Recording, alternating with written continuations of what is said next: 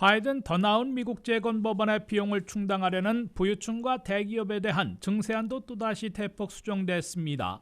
논란과 위헌 시비까지 불거졌던 억만장자세는 공개한 지 단 하루 만에 백지화됐습니다.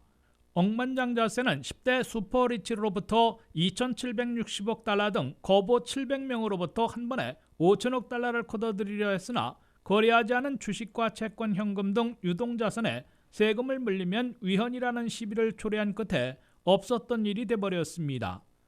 바이든 민주당은 대신 첫째, 거부들에 대한 5 내지 8%의 부가세 방안을 새로 제시했습니다.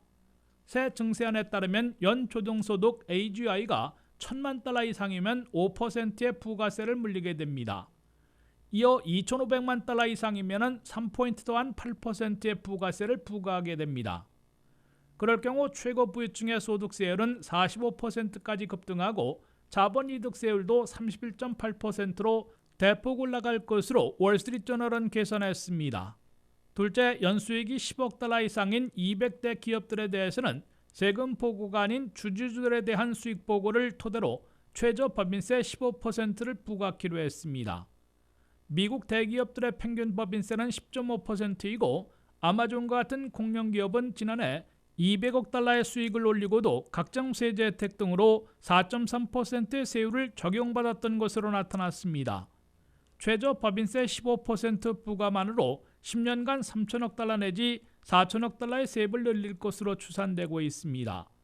셋째, 대기업들이 자사의 주가를 지탱하기 위해 매년 자사주를 매입하고 있는 스톡 바이백에 대해서도 당초 2%에서 절반으로 줄인 1%의 세금을 물리기로 했습니다.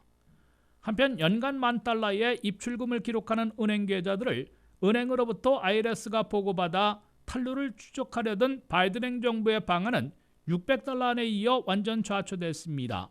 조맨신 상원의원 등 중도파 상원의원들은 미국민 쥐어 짜내기로 결코 일어날 수 없는 일이라며 공개 반대했고 민주당 하원의원 21명은 연판장을 돌리며 거부해 결국 완전 무산시킨 것으로 해석됩니다. WKTV 뉴스 한면택입니다.